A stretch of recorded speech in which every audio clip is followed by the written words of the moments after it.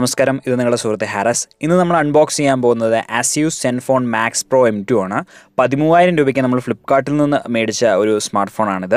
ആസ്യൂസിൻ്റെ ഏറ്റവും ലേറ്റസ്റ്റ് ആയിട്ടുള്ളൊരു mid range offering ആണ് ഈ സ്മാർട്ട് ഫോൺ. സോ ഇത് എങ്ങനെയുണ്ടെന്നും ഇതിൻ്റെ ഒരു ഫസ്റ്റ് ഇംപ്രഷൻ എന്താണെന്നും ഈ വീഡിയോയിൽ നിങ്ങളോട് ഞാൻ പറയാം. സോ നമ്മൾ അൺബോക്സ് ചെയ്യുമ്പോൾ പതിവിൽ വിപരീതമായിട്ടൊരു ചെറിയ സംഗതിയും കൂടെ എക്സ്ട്രാ വരുന്നുണ്ട്. മിന്ത്രയുടെ ഒരു ചെറിയ കൂപ്പണാണ്. പക്ഷേ ഇത് ഉടായ്പ സെറ്റപ്പാണ്. 700 രൂപയുടെ സാധനം മേടിക്കുമ്പോൾ 100 രൂപ ഡിസ്കൗണ്ട് തരാനുള്ള പരിപാടിയല്ലേ, എനിക്കറിയാം. പിന്നെ നമുക്കൊരു ബില്ല് കിട്ടുന്നുണ്ട്. That's all. നന്നായിട്ട് ഫ്ലിപ്കാർട്ട് അത് പാക്ക് ചെയ്തിട്ടുണ്ട്. ഇനി നമുക്ക് ഈ ഫോൺ ഒന്ന് അൺബോക്സ് ചെയ്ത് നോക്കാം. ആ പ്ലാസ്റ്റിക് കവർ നമ്മൾ പീൽ ഓഫ് ചെയ്യുമ്പോൾ നമുക്ക് ഫസ്റ്റായിട്ട് നമുക്ക് ആ ബോക്സിനെ കുറിച്ച് കിട്ടുന്നൊരു ഇംപ്രഷൻ അത്യാവശ്യം ക്വാളിറ്റി ഉണ്ട്. പക്ഷേ എക്സെപ്ഷണൽ ക്വാളിറ്റി ആ ബോക്സ് മെറ്റീരിയലിനോ അല്ലെങ്കിൽ ആ ബോക്സിനോ ഇല്ല. ഷവോമിയുടെ പാക്കേജിങ്ങുമായിട്ട് കമ്പയർ ചെയ്ത് നോക്കുമ്പോൾ ഇത് അതിനേക്കാളും നല്ലൊരു പാക്കേജിംഗ് ആണെന്ന് എനിക്ക് പറയാൻ കഴിയില്ല. പക്ഷേ കാര്യം നടക്കും കേട്ടോ. ഇനി ഇമ്പോർട്ടഡ് ഡീറ്റെയിൽസ് ഇപ്പോഴും ഫ്ലിപ്കാർട്ട് ഇന്ത്യ പ്രൈവറ്റ് ലിമിറ്റഡ് തന്നെയാണ്. ഈ കഴിഞ്ഞ ഇടയ്ക്കുണ്ടായ ആസ്യൂസ് ഫോണുകളുടെ തിരിച്ചുവരവിൽ ഏറ്റവും വലിയ റോള് ഉണ്ടായിരുന്നത് ഫ്ലിപ്കാർട്ടിന് തന്നെയാണ്. ഇപ്രാവശ്യം അത് ഫ്ലിപ്കാർട്ട് തന്നെയാണ് ഇമ്പോർട്ട് ചെയ്തിരിക്കുന്നത്. പിന്നെ വളരെ ബേസിക് ആയിട്ടുള്ള ഇതിൻ്റെ കുറച്ച് സ്പെസിഫിക്കേഷൻസ് നമുക്ക് ഇവിടെ ലഭിക്കും. ഇനി ഇതിൻ്റെ അപ്പുറ ഭാഗത്തേക്ക് നമ്മളൊന്ന് ഫ്ലിപ്പ് ചെയ്യുകയാണെങ്കിൽ ആസ്യൂസിൻ്റെ ഒരു ബ്രാൻഡിങ് മുകൾ വശത്തുണ്ട്. ഇനി ഏറ്റവും പുറകിലായിട്ട് നമുക്ക് ഈ ഫോണിൻ്റെ കുറച്ച് സ്പെസിഫിക്കേഷൻ, ഇതിൻ്റെ റാം, റോം, പിന്നെ സ്ക്രീൻ റെസൊല്യൂഷൻ, സ്ക്രീൻ സൈസ്, ഇങ്ങനെയുള്ള കുറച്ച് കാര്യങ്ങൾ. പിന്നെ സ്നാപ്ഡ്രാഗൺ 660 പ്രോസസ്സറിൻ്റെ കുറച്ച് ബ്രാൻഡിങ്, 14 നാനോമീറ്റർ പ്രോസസ്സറാണെന്നൊക്കെയുള്ള ബ്രാൻഡിങ് കാണാൻ കഴിയും. പിന്നെ 5000 mAh ബാറ്ററിയുടെ ഒരു ചെറിയൊരു ബ്രാൻഡിങ്, പിന്നെ ഗൊറില്ല ഗ്ലാസ് 6ൻ്റെ ഒരു ബ്രാൻഡിങ്, ഇങ്ങനെയുള്ള വളരെ ബേസിക് ആയിട്ടുള്ള കുറച്ച് കാര്യങ്ങളും ഇതിൻ്റെ പുറകു വശത്ത് കൊടുത്തിട്ടുണ്ട്. ഇനി സൈഡിലായിട്ട് Zenfone Max Proയുടെ ബ്രാൻഡിങ് കൊടുത്തിട്ടുണ്ട്. വോൾട്ടി ബ്രാൻഡിങ് ഇപ്പോഴും കൊടുത്തിട്ടുണ്ട്.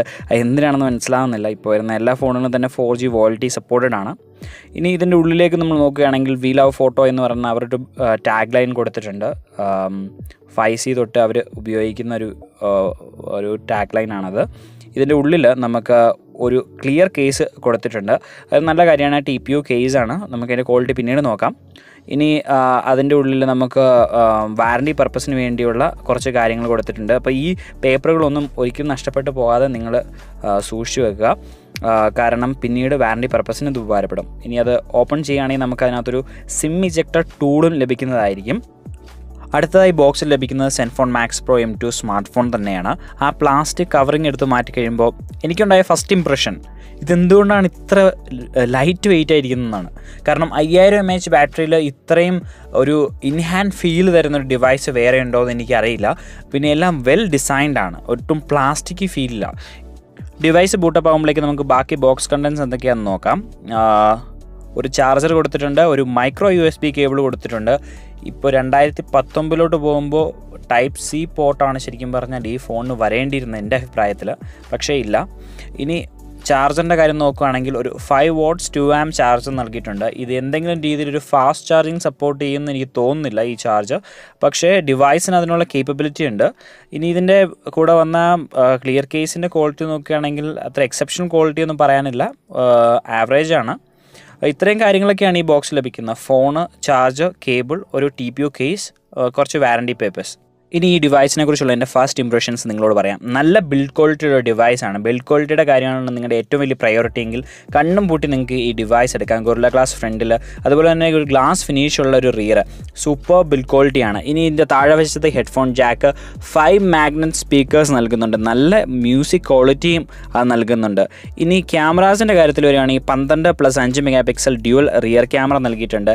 13 MP ഫ്രണ്ട് ക്യാമറ നൽകിയിട്ടുണ്ട്. ഇതിൻ്റെ പുറകുവശത്തെ ക്യാമറയുടെ പ്രത്യേകത എന്ന് പറയുമ്പോൾ Mi A2ൽ ഉപയോഗിക്കുന്ന സെൻസേഴ്സാണ് ഇതിൻ്റെ പ്രൈമറി സെൻസേഴ്സ് കൊടുത്തിരിക്കുന്നത്. ഇനി ക്യാമറ ആപ്പ് വളരെ ബേസിക്കാണ്. ഇപ്പോൾ ഞാൻ ജഡ്ജ് ചെയ്ത് നിങ്ങളോട് പറയുന്നതല്ല, ഷാർപ്നെസ് ലെവൽസ് എടുക്കുന്ന എല്ലാ ഫോട്ടോഗ്രാഫ്സിലും അല്പം കുറവാണ്. ഞാൻ ഇതിനെക്കുറിച്ചൊരു ഡീറ്റെയിൽ ക്യാമറ റിവ്യൂ ചെയ്യുന്നതാണ്. അതിനകത്ത് ഞാൻ കൂടുതൽ ഡീറ്റെയിൽ ആയിട്ട് പറയാം. പക്ഷേ കോൺട്രാസ്റ്റ്, കളർ ആക്യുറസി എല്ലാം സൂപ്പർബായിട്ടുണ്ട്.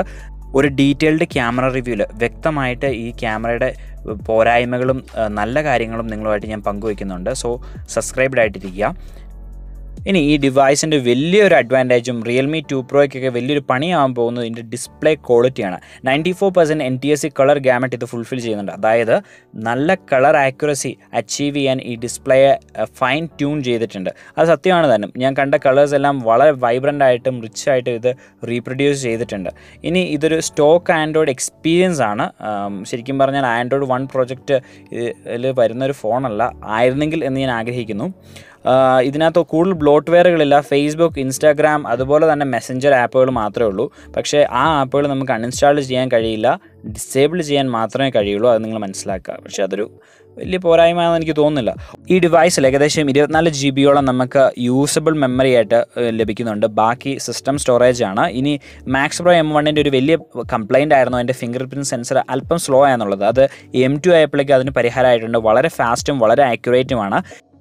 പ്ലാസ്റ്റിക് ബോഡി ആണെങ്കിലും നല്ല ക്വാളിറ്റി ഇതിൻ്റെ സ്വിച്ചസിന് കമ്പനി കൊടുത്തിട്ടുണ്ട്. ഞാൻ കുറേ ട്രയൽസ് നോക്കി, ഒരു രീതിയിലുള്ള പ്രശ്നമോ കംപ്ലയിൻസോ ഇല്ല. ഇനി എൻ്റെ കുറച്ച് ഫൈനൽ സ്റ്റേറ്റ്മെൻറ്റ്സ്.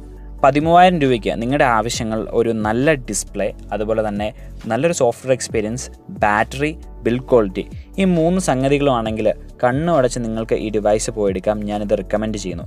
കൂടുതലായിട്ടുള്ള എൻ്റെ ഗെയിമിംഗ് റിവ്യൂസും ടെസ്റ്റും ഒക്കെ അടുത്ത ദിവസങ്ങളിൽ വരും. സോ സബ്സ്ക്രൈബ്ഡ് ആയിട്ടിരിക്കുക. ഈ വീഡിയോ നിങ്ങൾക്ക് ഇഷ്ടപ്പെട്ടെങ്കിൽ ദയവ് ചെയ്ത് ആ സബ്സ്ക്രൈബ് ബട്ടൺ ക്ലിക്ക് ചെയ്യുക.